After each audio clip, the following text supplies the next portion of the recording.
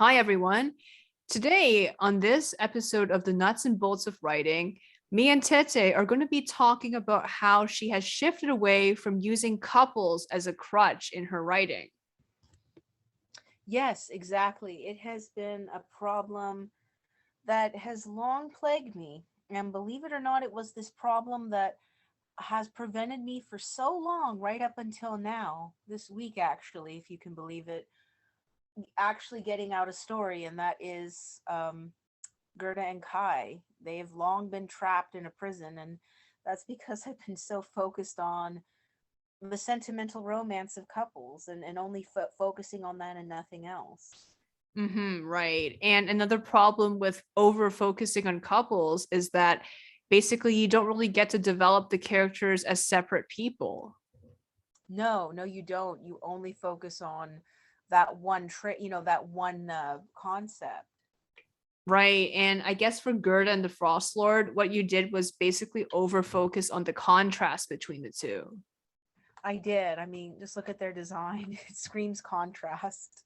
And which is fine. I think the problem is that you did not develop them separately as people. Maybe you did for Gerda, I think, but not so much for the Frost Lord. He felt very flat, unfortunately, which made me sad because prior to the Frost Lord, Kai was a very rich individual human being. But when I brought the Frost Lord and I thought, you know what, Kai, why don't we make you into the Frost Lord? I think Kai just got mad and left, and I had this empty shell of a fantasy trope. Yeah, I think so because the problem with the Frost Lord, as we discussed before, is that he's mostly defined by his aesthetic, as you can see here and in the OC training pictures, which we will show later on. But basically, he is just the complete opposite of Gerda. She's short, he's tall, she's chubby, he's skinny, she's friendly, he's mean and aloof. And she has her own darkness, but on the surface she appears more cheerful, at least for, especially the OC training stuff. That's true. She was very cheerful, and there wasn't too much darkness. And um, Frostlord, on the other hand, you thought, oh, scary, cadaverous, dark wizard, or something like that, and figure of death in winter. And it turns he's very metal, you think, but he's actually very soft. He'd probably tuck your kids into bed. Right, exactly. So basically, that was the main problem because we never really felt like the Frost Lord was a person in and of himself. He was just there to reflect Gerda as the complete opposite of her. Exactly. It was only to serve as a contrast, and I guess to serve, I don't know, as a summation of virtues, and that was it. Right. So is he another one of your procession of princes? Oh my gosh, yes, he is. He's right up there. I mean, there's this long procession of princes, and unfortunately, Lord Frost is one of them. Um, Kai was never meant to be like that because Kai was highly flawed. Absolutely. And do you think that the Frost Lord, you over relied on aesthetics? I think I did because this is very much D&D campaign stuff because aesthetics are meant to convey certain concepts um, in storytelling of this kind of genre. And I was trying to invert that a bit. Like everybody looks at him, and I don't know, he kind of looks like he, I don't know, he kind of looks like if Sephiroth became a, what do they call them, an ice walker, night walker from the Game of Thrones. hmm Yeah, he looks almost as bad as the Night King, doesn't he? But yes, I think another thing that was kind of hinted at in the previous podcast episode we talked about was that a lot of these men, these possession of princes, even if they didn't look beautiful on the outside, on the inside, they were just perfect. Yeah, that was the thing. I guess it was very much a Beauty and the Beast trope, and when I say Beauty and the Beast, I'm not really talking about the Disney revisionism. I'm talking about all the original things where you have this dreadful monster, but even though this dreadful monster looks dreadful, deep down they're very kind, sympathetic, and you're trying to make a point it's a bit of a moralistic point, isn't it? And it feels a little outdated, but there's gold in it. I just feel like if you don't handle it right, it falls apart. It's like glass blowing. It's a little bit like Natalia, but inverted. But Exactly. Natalia, unfortunately, wasn't even the Beauty and the Beast because her personality wasn't good either. No, her personality was pretty rotten. While Lord Frost, everything about him is so nice. Like, yeah, he's stern looking and serious, but honestly, sweetest guy ever. You know. And he was also a Deus ex machina for Gerda, wasn't he? He was. I mean, he was the reason why, Gerda gets all this swag and all her problems resolved. And it's just like he's this perfect solution to all her problems. I mean, even a love interest, too. Exactly, right. Because before, she was always being discriminated against for being a magic user. And then she had her horrible marriages to these indifferent men. And now suddenly she has this, wonderful man who does, basically kind of gives her a lot of things. Not only did he revive her sons, right? But he also brought her to the other world. And now she's going to become Lady Autumn. Yes, exactly. So, all these great things, it's like Cinderella, isn't it? A little bit. Yeah, I guess he is her fairy godmother in a way. So what does she do in return for him? I mean, I know at least she's nice, but then I guess the boys, but that doesn't count because those are separate people. So I guess kind of giving him the family he's always wanted. I guess what I was originally intending was that, she was helping, like, he was helping her to become a healer, so that was helping the community, and he was very grateful for that. And then I guess also too, I think she gave him a lot of wonderful friendship, and also she helps him out with her magic. Like, if there's some dangerous thing going on, and there's like a battle thing, even though he doesn't want her fighting, she still uses her magic and saves the day. And I guess it also helps too, even though I don't think he ever intended that to happen. It's just Gerda's instinct as a healer that Kai's going. I mean, no, I was going to say Kai. The Lord Frost is going to get banged up, so she's the one to put them back together. I see. So it's the hurt and comfort trope. That's true. That's another one of my folks. You should know a few things about me. There are tropes that I absolutely go gaga for. One is Beauty and the Beast. One is the other one is contrast, and then my third one is hurt and comfort. I will never let go of those tropes, and unfortunately, they stay with me all the time. But I am learning to wean myself off of them, or at least make them more palpable and human realistically. Right. How about Joel and Malka? Like, I don't think, do you think they fit into any of these tropes? Because you do really like them. No, I think they do a little bit. I mean, in a very realistic, human, modern, timeless, classic way, I think they do. I mean, Joel has a bit of a Beauty and the Beast story going on.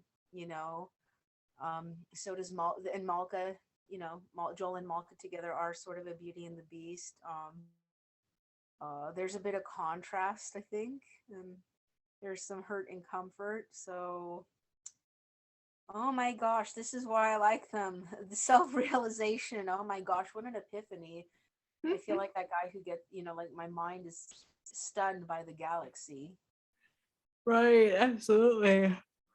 But yes, the Lord Frost, he is kind of like Lara, isn't he? I guess so, but I guess less vain, foppish, and dandy and flamboyant, I guess.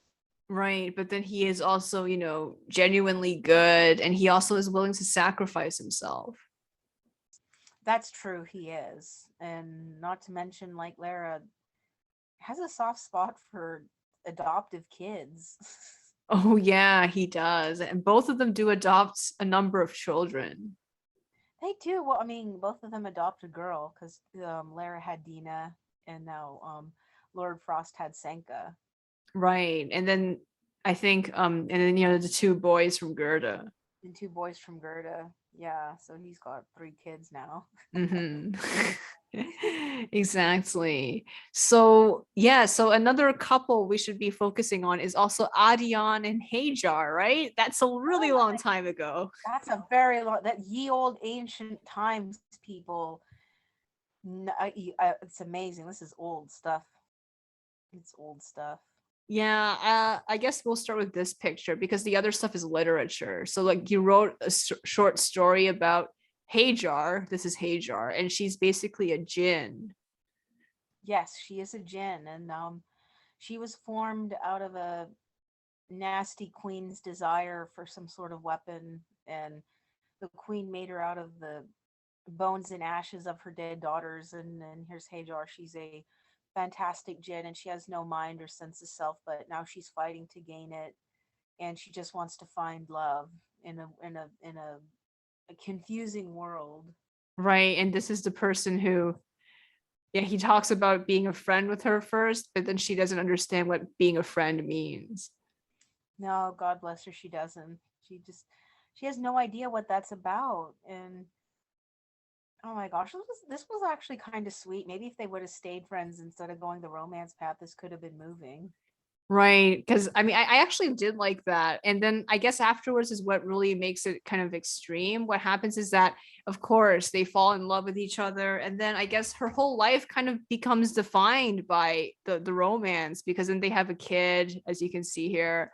And then I think, unfortunately, doesn't the guy die? And then I think the kid dies too because there was this enemy. And then she gets so angry that she just basically destroys everything and then she kills herself. Yeah, what happened was there was some sort of war going on between humans and gens, and her husband sacrificed himself to stop the war, and then unfortunately her son died too because he was helping his father. And then after she kind of buried them, she kind of turned herself into a comet of fire, and she was just destroying many places. And then finally she got tired of destruction and hurting other people, that she just sort of willed herself out of existence and just kind of faded into stardust. Right, exactly. So I think well, for me at least, and we talked about this before, it was kind of almost doing her a disservice because it felt like her whole life was kind of defined by Adian, wasn't it? It was unfortunately. um and I was going to say you might find more if you type in Hajar. I'm not sure. So I didn't always have the thing. I don't know if there's if there's No, it's because some of them are hidden because of the mature oh content. Because oh there yeah. was one you drew of her giving birth, remember? Oh yeah, I don't know why I made that mature. Because she wasn't fully dressed. Oh, that's right. And we all know how DeviantArt feels about that. Right, exactly. Yeah. But yeah, that was and then there was more things too, I suppose. Trying to think here. Yeah, Adyan was another prince. I think he was our first prince, to be honest. Well,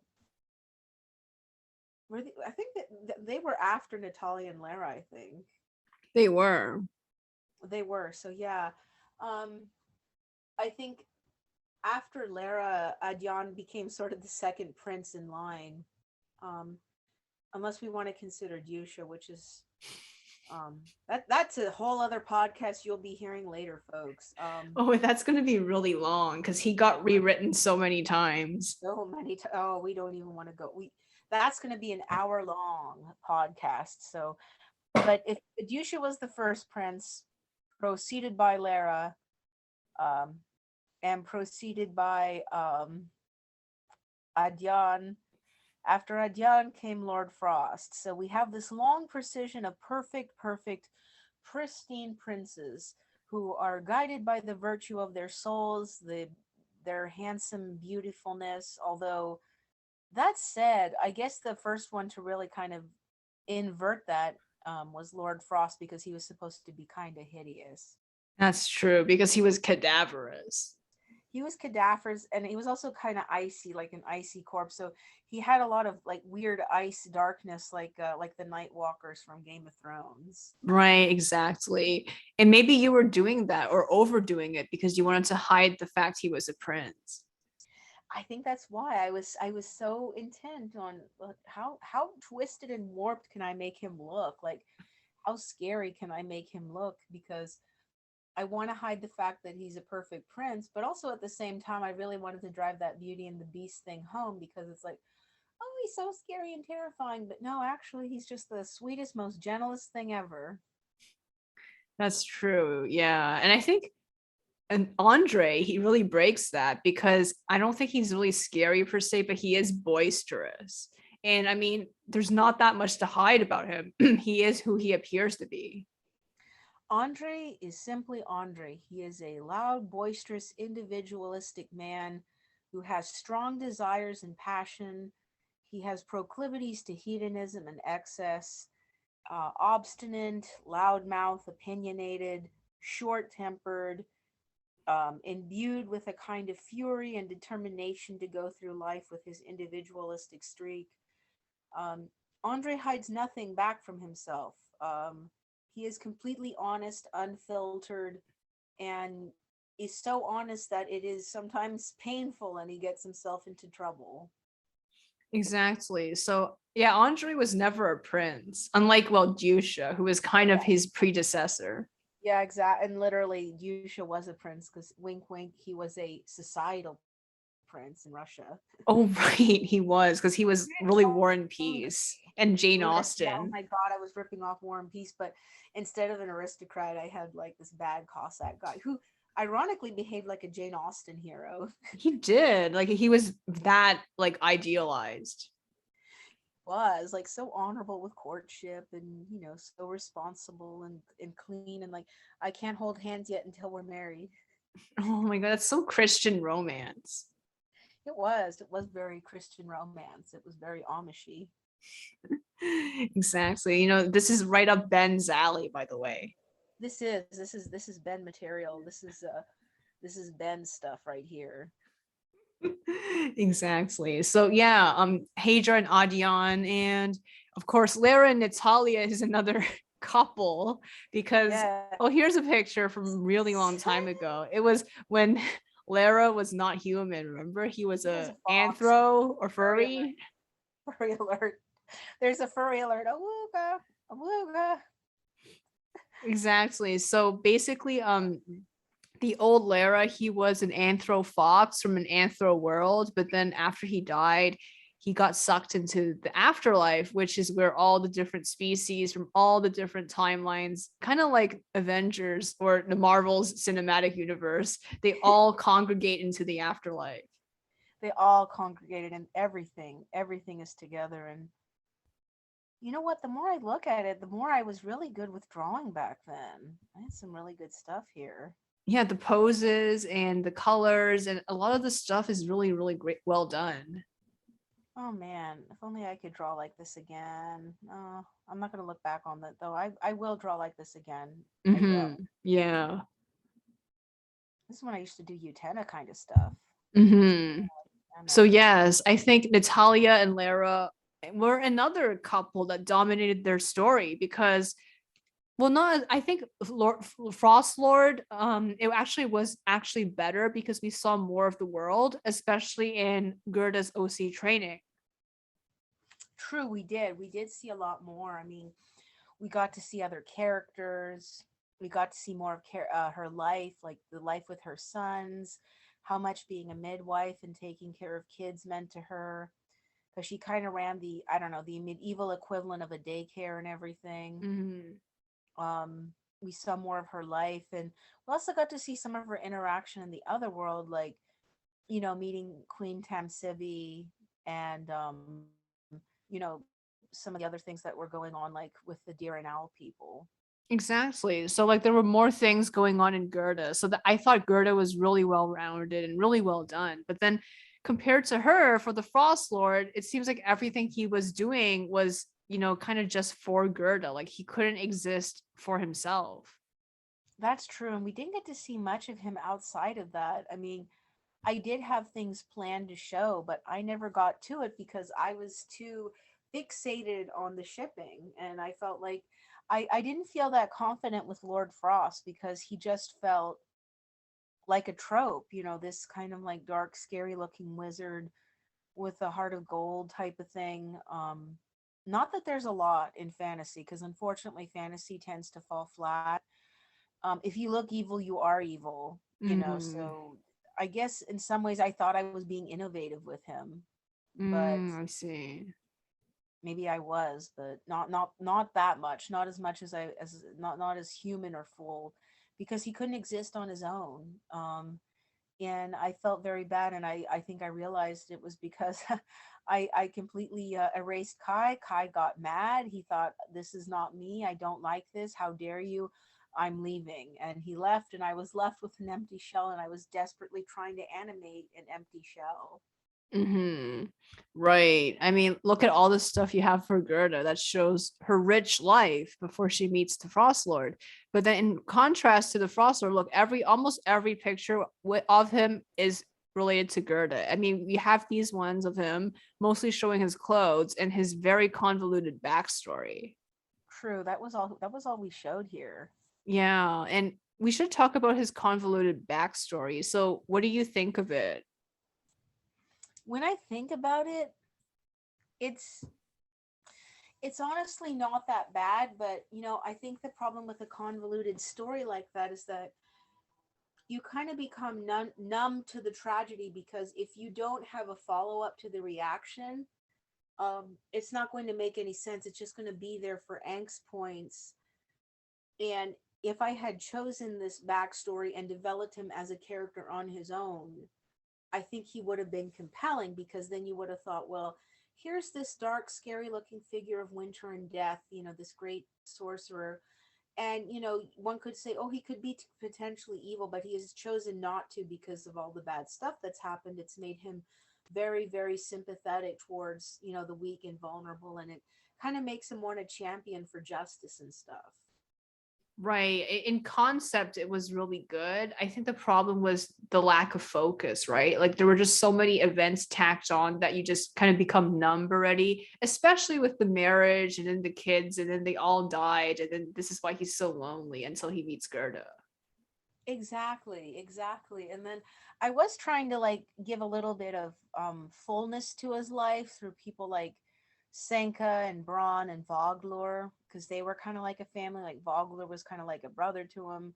Braun was kind of like not quite a son, but more like a dysfunctional nephew. And then Senka, of course, was kind of like his own adoptive daughter. And I guess I was trying to show that, but I never got to show that properly. I only did that like through some like role plays that I did. Exactly. So, unfortunately, I think you also ran out of time to do him properly in the OC training. It was so complicated and the drawings were so demanding.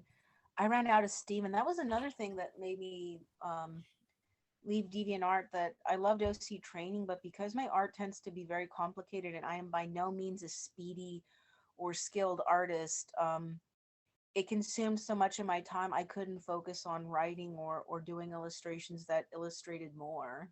Absolutely. Well, here's more of him with the boys. And I always liked this because it showed another aspect of him. But I think another issue that we could see here is that even if he is a father figure to the boys, that kind of indirectly makes him, kind of fulfill a very important role in, Gerda's life, because she was always looking for a replacement father in her boy's life. So it seems like even when he's, a replacement father for the boys, it feels like it is a deus ex machina for Gerda.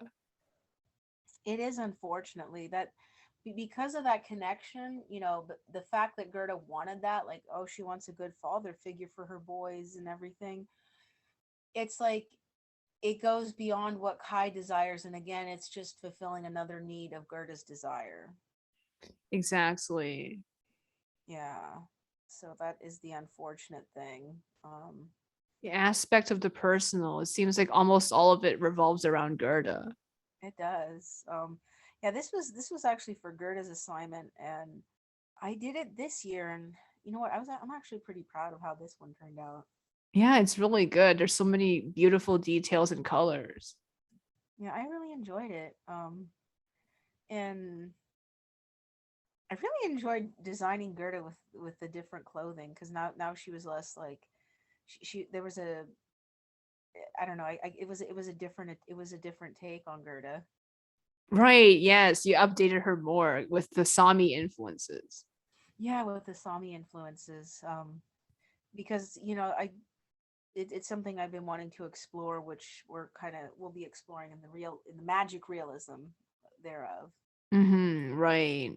And now I think your approach is less drawing oriented and more focused on actually finishing the story before you draw anything. Exactly. I intend to get at least some groundwork laid down before I attempt any art, because there is an aesthetic to the story, but it doesn't fully define it, because it's not full-blown fantasy. It is just magic realism of 19th century stuff, like sort of the school of magic, as we say, like, magical realism. And it's like 19th century, but different. It's like, I don't know, it's like if Neil Gaiman wrote the 19th century. I see. Yeah.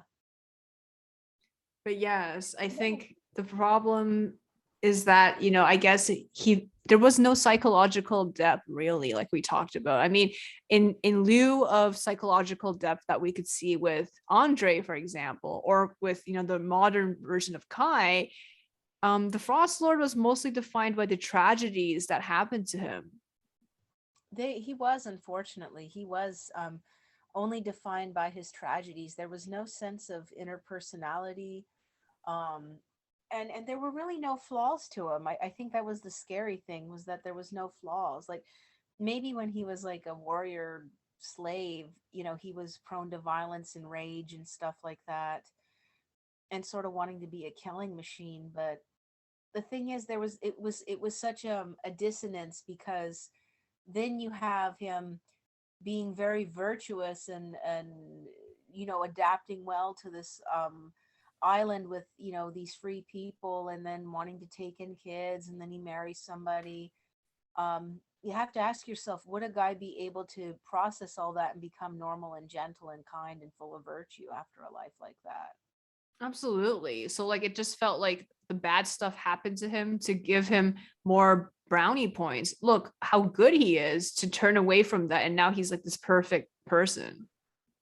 Exactly. And that, at first I thought, oh, this is great. But then I realized it's very unrealistic. And, doing so much extremity, if you do something too extreme, no one can ever fully be another way. There's always going to be these scars and things embedded in them, which is something I kind of explore with Andre. Andre is by no means a good father at all. He's not a mean or cruel father. He's just like an irresponsible uncle that lets you set the house on fire. And as a husband, he's relatively decent, but not really. He becomes kind of unattentive and distracted by things. That's true. And I think Kai was the perfect father and husband. He was. I mean, he was a little awkward and a little serious, but as the Frost Lord, or not the Frost, but as a human, that kind of human, he was just a very gentle, loving father and husband. And then, of course, we see this again with Gerda and the boys and Senka. He's a very, loving, gentle figure. Yeah, it just felt like there were too many contrasts, like too much tragedy and then too much goodness. Exactly. There was no balance. There should have been more flaws, I think, with him, but the thing is, he had no personality. And the only flaw I had really was showing him was just being in denial of his love for Gerda, and maybe being a bit angry about something. That was it. Yeah, exactly. I agree. And I think that was why it was hard to get him out there. It really was. I feel like a lot of people thought his aesthetic was cool and they liked his virtue, but that nobody thought of Lord Frost's depth, because he had no depth. And like I said, it's because as soon as I did this, Kai left the building. I mean, he left that body, and he thought, and he just took his soul and went out the door. Absolutely. But yes, to end this episode, let's talk a little bit more about Lara. So I think, as we talked about, Lara and Natalia, their whole story was basically focused on them being a couple. Yes, it was. I mean, as soon as they met, nothing else mattered. They were simply a couple that existed for being a couple, but also for all the wonderful things for Natalia. Exactly. So I think that was a problem with the setting because we never really understood how the afterlife worked. It was kind of just a mumbo jumble of different things. Like all the centuries, all the cultures, all the universes mixed into one. And this is why you have anthro animals and 20th century men and uh, Grecian monster women and robot alien people. Exactly. I think this is a good illustration of that. I think it is. I mean, look at this. Where else are you going to get this kind of stuff? Exactly. And the one with the with him as a furry. That one was really surreal. Imagine showing that out of context. Yeah, I'm gonna see more of the stuff. Oh, so here's another one. Here's Natalia and then one of the kids. Yeah, they were actually adults who couldn't Oh, who right. Yeah, they were trapped in a child's body. they were trying. Yeah, and they owned a bar and a clothing boutique. Hmm. Yeah, Oh, here's the one of Natalia with the fox version of Lara. yeah, that was so weird. Like, just I'm really glad none of those groups that say Human X Anthro found this stuff. Gosh, Oh, here's another one. that was really. I mean, you know what? I like the concept, but it was so weird. Um, Also, that was good visuals with her hat and her hair. Hmm. I think what was happening here was that she was trying to kind of explore the sexuality that she was kind of denied in her human life because she was unfortunately kind of a femme cell. That's true. And then, and like many fem cells and incels, it's sometimes the only recourse is furryism.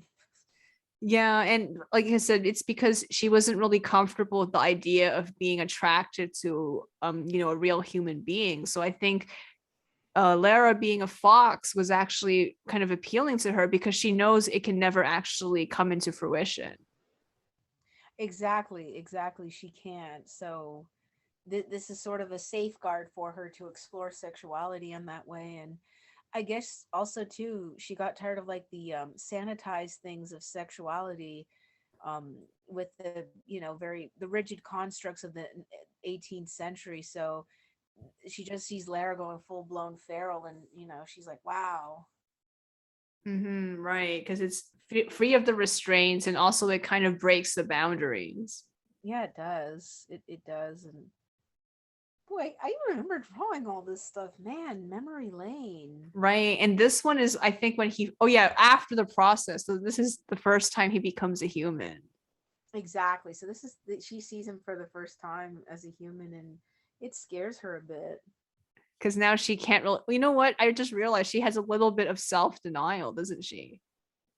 She does, doesn't she? Because she Right. doesn't have to worry about it. And um, yeah, I'm gonna draw like this again. Honestly, I swear after these podcasts, I might accidentally draw. You should. Yeah, but But yeah, I guess after he turns into a human, she has to kind of deal with the realization that she is attracted to him. But then the problem is that she actually acts worse to him after the transformation. yeah, that was the thing. I realized that because before when he was a fox, she was actually kind of nice to him. Right, because I remember you said that he was actually kind of drawn to her, especially after, he went hunting and he was tired, like in this scene, and then she comforted him. So she was actually kind of nice. Yeah, and then of course he got attacked by some coyotes, and she took care of him. Right. Yeah. Oh, what is this? Oh, is it because this is when she becomes human again, and this is what happens to Lara after he turns into a monster. Yeah. I mean, I guess this is the prototype for poor Lord Frost. Yeah, you're right. I think he looks way scarier than Lord Frost, though. I mean, look at his face. It's like a skull. Yeah, I mean, I think it's the eyes. It's the eyes because at least Lord Frost has normal. I mean, yeah, I know he looks like a night walker, but at least the eyes are colored in. Hmm. Yeah. Oh my God, he was scary. Right. And then you have, is this related to, That it's is not, not. right? Yeah, It's not Lara, that's not. right? That's not Okay. Lara. No, that was just a random. I was drawing a lot of foxes back then. Oh, I see. And this is the adopted daughter. Yeah, this is Dina, the little alien kid. Right. And then this is before he gets transformed into a human. So she's pulling his tail. Yeah, because she's actually blind, so she has to. She clings on to anything, like his coat or his tail, because she's blind and she can't see. Right. Right. So I guess we've covered all the couples now. Yeah, we have covered all the. I can't think of any other couples really. At least that's is an art form. Unless you want to consider that one Beauty and the Beast thing I did. Yeah, beneath the wolf's hide, right? Yeah, but I only wrote 2 chapters and it never got finished. So Right. And I think it makes sense for it to be a couple story because it's based on Beauty and the Beast. that's true. I did do a finished version, but I put it unfortunately in scrap. So yeah. But I guess it wasn't really about them being a couple. It was more like about breaking the spell.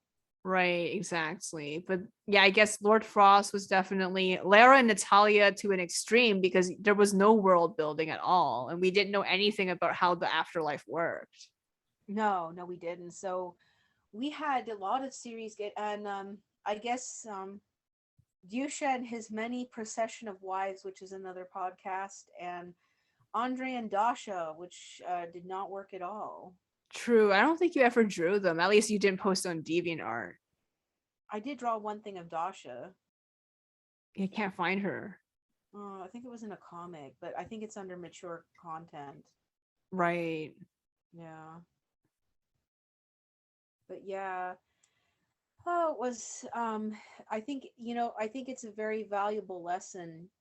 I think a lot of people want to write couples because they themselves may feel lonely and they may crave the intimacy that one can see when writing couples. But unfortunately, when a writer allows their desire um to fill a void, then your characters suffer, and you have to have integrity towards your character. I think also a thing, as we have really discussed very well here, and of course this is nothing to say that you cannot fulfill your desires through writing. That's the whole liberating thing about writing. But what I guess another thing to think about too is, like we said, make sure your characters don't suffer, make sure the story doesn't suffer, and make sure that you don't miss opportunities to immerse the reader into the world of your characters and the people around them. Because if you do that, you've sacrificed a very good story and you've done an injustice to the characters themselves. Right. And here, I guess this is one of the pictures of Fox Lara with Natalia and how scary she can be at first. Yeah, this is when he first met her. He met her. I think he accidentally revived her from a coma, um, because she was like in a Japanese section of the world. Right, exactly. And yeah, I guess this shows how, even at the beginning, she was kind of mean and terrifying to him. And at the end, she still is. Yeah, she is. Oh my gosh, mean beginning, mean end. Right, exactly. And here's the picture I found of the Huns. She's observing the Fox version of Lara hunting. Yeah, and we can see she looks kind of amazed by it. Exactly, because he's so unrestrained. Exactly, and I guess she found that appealing. Him just wildly pursuing and hunting and preying on an animal. Right. I guess she just liked his wild energy. Exactly. But yes, I think that concludes our couples podcast. I mean, we pretty much covered all of them. And we've also talked about why we've kind of drifted away from over focusing on couples. And there's nothing wrong with focusing on couples. For example, Andre's story his relationship with Tatuzia plays a very important role. And, the death in the midwife, which is the new version of Gerda and Kai, they also, you know, couples also play an important role there. But I think the problem is when they overshadow everything else, right? That becomes kind of a liability. It does. It becomes a big liability, because you get to miss out on a lot. For example, not to reveal spoilers, but for example, in Death in the Midwife, Kai has a lot of fulfilling relationships with people that he did not realize he would have. And one of these unexpected ones is with a young man named Kore, who becomes very much like a son figure to him. And unto Kore, Kai becomes a father figure to him. And they go through a tumultuous event, which sort of has Kore betraying Kai, but ultimately, thanks to a lot of understanding and forgiveness, a reconciliation, between the young man and the older man. And it's a very moving thing, because a lot of times we don't think about reconciliation and betrayal, and it's something that's very special and very meaningful. And if we hyper focus on one aspect, we'll lose sight of other beautiful aspects too. For example, Kai also has a fulfilling relationship with his daughter, Ula, and they have an unusual but very healthy parental child relationship. Kai also has very strong friendships with two of his shipmen, crewmates, um, and just sort of this, how do I say that, the strength of male friendship, which is often ignored in modern fiction. You don't get, you know what I mean. You don't get the good Melville stuff, anymore. I Mhm. mean, unless it's for like sensation or something, um, like murder or something, unfortunately. Um, but and also, and also too, I guess for Gerda, I mean, especially for Gerda too, her own journey of finding herself and understanding, to define herself and find a place to belong in a community, and realize that her skills do have recognition, and that she always doubted her magic, but she really does have real magic and it's powerful. She just had to have faith in herself. Exactly. Yeah. Right. That's a really good description. But one more thing before we end this episode is that I think Gerda and the Frost Lords, Gerda and Kai, the real story, which is the death and the midwife. I think there was a little bit of an overfocus on couples too, but then I think we're kind of dialing that down, right? We're definitely dialing it down. We were going at 100, but we dialed it back to a slow Amish writing 10. And because we were going to have at least 3 or 4 couples, and that was just going to inundate the whole series with couples. Yeah, like Corey, for example. Like, and I told you actually a few nights ago that maybe it's not necessary for him to have that arc, because I think the most important arc in his life is his redemption arc and how he goes back to Kai after betraying him. Exactly. I think that's Corey's most important arc, is his redemption arc, because when you think about it, the main conflict is with Kai and betraying Kai, and their reconciliation, that is the big thing. That is the big most meaningful thing. Um and I don't want to lose sight of that, because it's very moving, because and I think it says a lot about Corey's character. He could not bring himself to fully betray and obliterate Kai, and I think that says a lot about Corey himself, that he's not just a vengeful being, that he is capable of relationships, and he recognizes and values people, and he just could not bring himself to do it, and it shows his vulnerability, but also, um I think, a bit of a courage, the courage to ask for reconciliation, especially when you've wronged someone as bad as he did unto Kai. Exactly. So I think that was the focus. I think having too many couples and having all these details about, this lovey-dovey stuff can sometimes really detract from a lot of developments, especially when it's a more minor character like Corey. Exactly. It really takes away from them, unfortunately. And if you focus on that, then you've killed their driving point. You've killed you've killed the main driving point of themselves. Exactly. So yes, and oh yeah, before we go, I just remembered Tem Sibi too. She was kind of focused on her love interest, who was Nadia, and before that, I think you had something else for her too, right? I hmm, I did not actually. Prior to Nadia, um, she did not have a love. Well, oh wait, she did. But he died. It was a human. Oh yeah, remember he was like in the prison or something, and he was a mage. Yeah, he was a mage, and he was like he wasn't quite in the prison, but he saw her in the prison, and he was trying to like translate and help her, and then he helped her escape, and then she took him back to the other world, and they lived happily until uh something happened. Oh yeah, Lord Frost accidentally killed him. Right, and now she's doing so many things just to avenge him. And like I said, it seems like she's a little bit like Hajar, just doing everything based on her relationship. Exactly. That was something where Tamsibi, a potentially great character, was unfortunately sort of watered down and erased because of a couple driving force.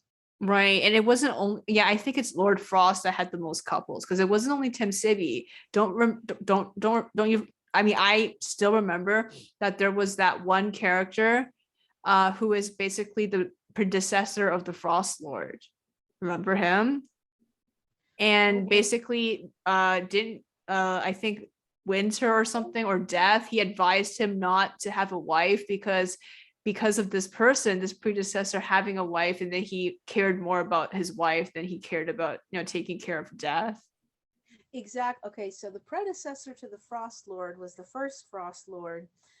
Um, Grandfather Death had advised this guy not to get married to this woman, and ironically, this was a peasant woman a couple kids, a boy and a girl.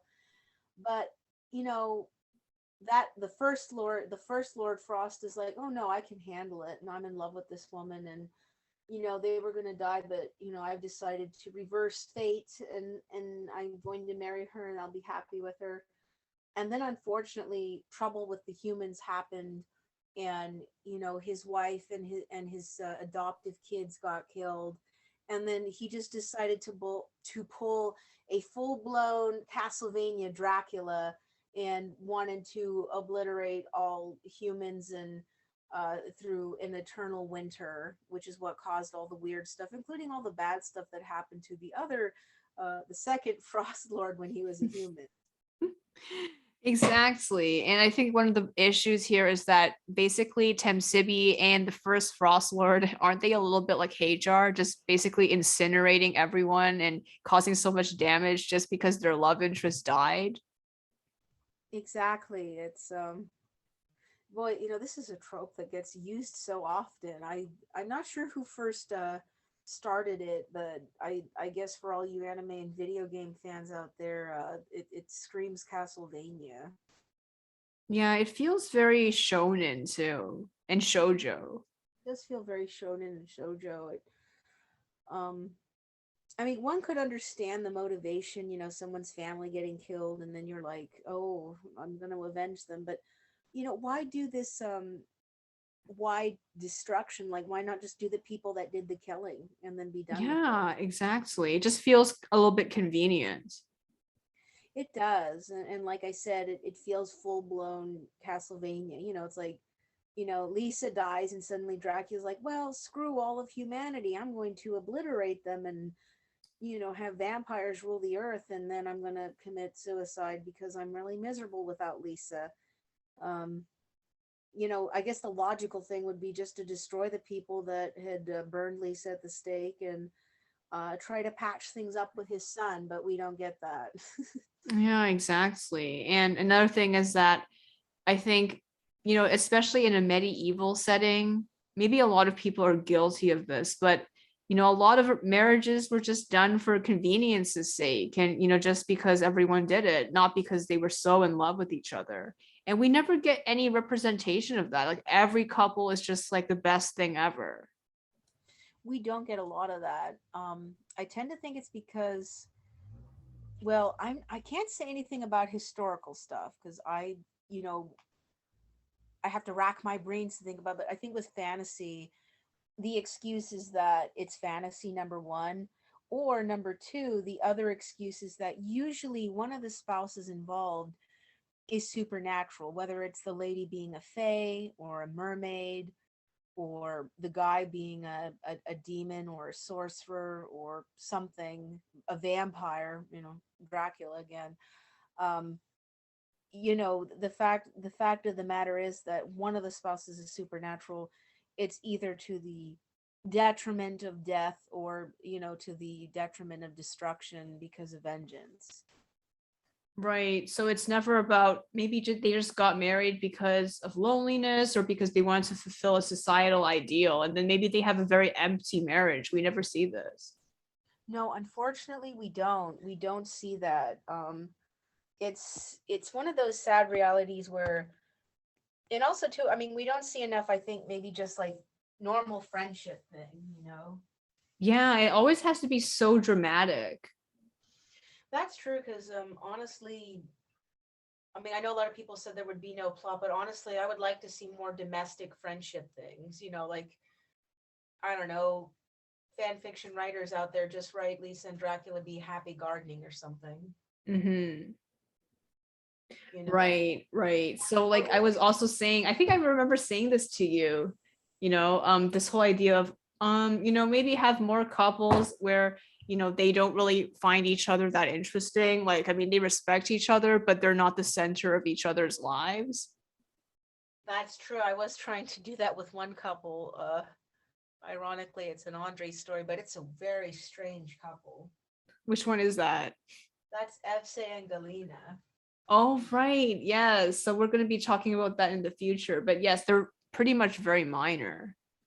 They are minor. I mean, I might make a little novella about them, and it's mostly how they're just kind of friends now, but they're kind of bored with each other, but they're not mean or hating each other. They just kind of fade away, and then they eventually divorce, but not because they hate each other, but because Evse knows Galina has a love interest who's younger than him and is around her age. And he's like, Galina, this isn't working out. You can go ahead and go. I'm fine. We had fun while it lasted.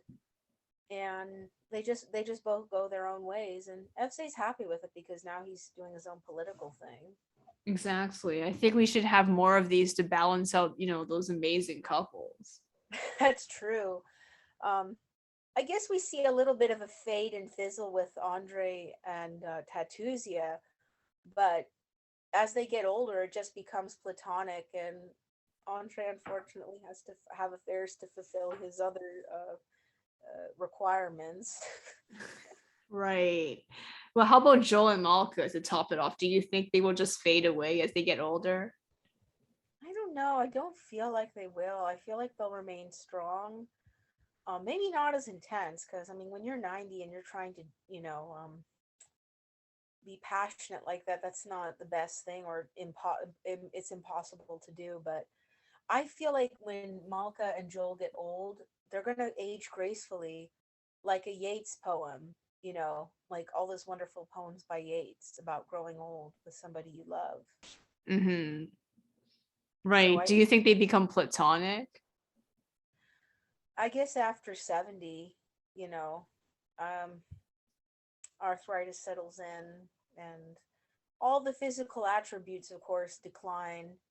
I think they become platonic. I mean, honestly, I don't see them 90 and doing it. That's true. I don't think anyone does, except for, maybe Mickey Roth's Sabbath, Mickey Sabbath. Sorry, Or on Philip Roth, not Mickey Roth. Philip Roth's Mickey yeah, Sabbath. Mickey Sabbath. Mickey Sabbath or Andre.